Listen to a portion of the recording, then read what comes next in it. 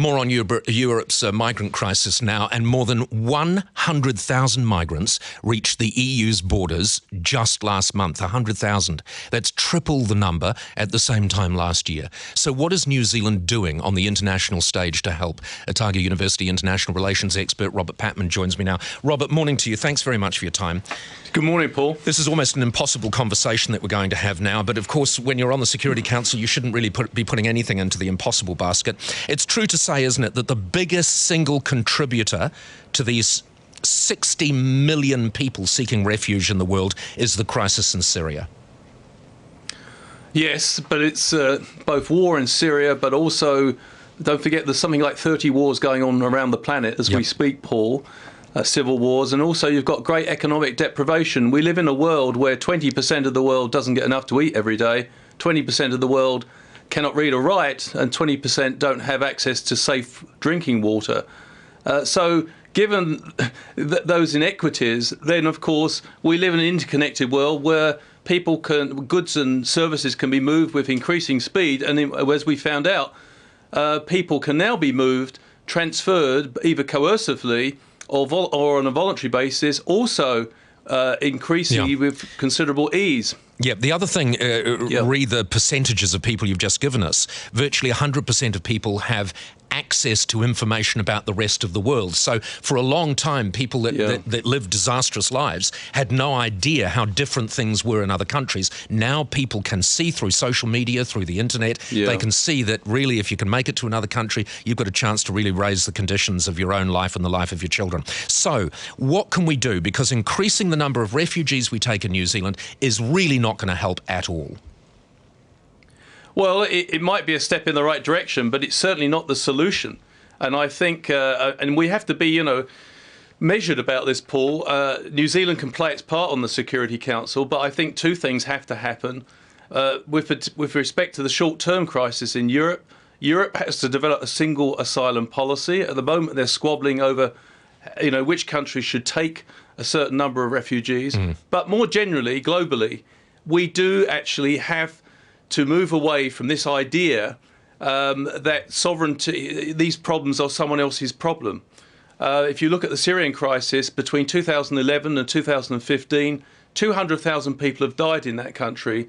The world has largely looked on. And now we're seeing the consequences of that indifference. So we actually have to rethink what we mean by security. We also have to rethink what we understand to be sovereignty. We all have a huge stake in New Zealand and other countries in the world, making sure that people have reasonably agreeable lives where they're not terrified of their own governments. You're absolutely right. So, and I mean, we are still looking on. That's all the world is doing now with Syria. We're just looking on, with the exception of a couple of countries like Russia who are actually actively encouraging the conflict.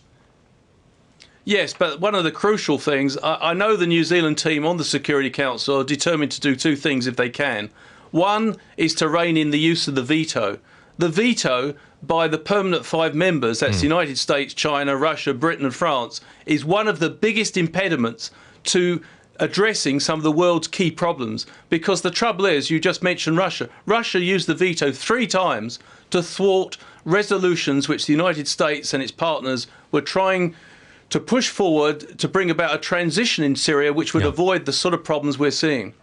All right, so back to the refugee crisis. First of all, we are our brother's keeper, aren't we? I mean, at the end of the day, you have to accept we are our brother's keeper. We share the same oxygen with everyone else on the planet. We live in an interdependent world. Yes, we do. Yes, we do. So surely the best thing to do, we should be focusing on creating an environment whereby these people do not feel they have to leave their countries of birth for a decent life. So surely we should be focusing on that. I think so, but you see, the scale of these problems are so huge that many governments shy away from saying, how can we create the conditions in which people in Syria and Eritrea, Nigeria, Afghanistan don't want to leave and flee for Europe or other countries.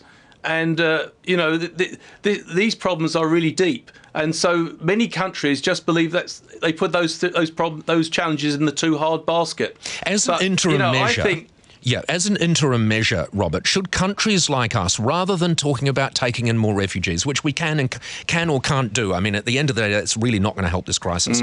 Should countries like us, should we be looking at trying to help out the Turkeys of this world who are bearing the brunt of the exodus of these people, help them out with infrastructure, with money to help support these refugees in a temporary way so that hopefully one day they can go back to their countries of birth?